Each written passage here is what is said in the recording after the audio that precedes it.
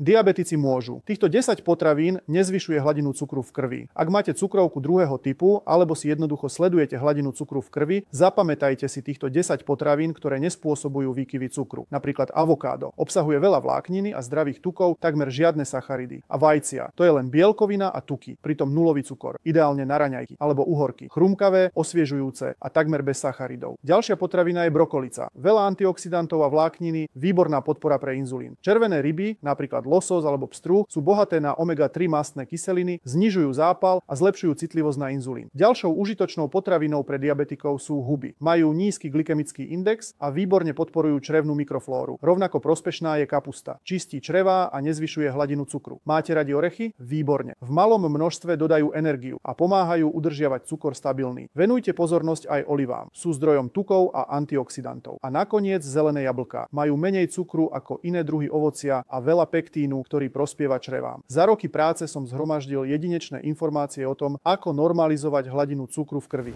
Špeciálne pre vás som natočil video, v ktorom som všetko podrobne vysvetlil. Nájdete ho tu.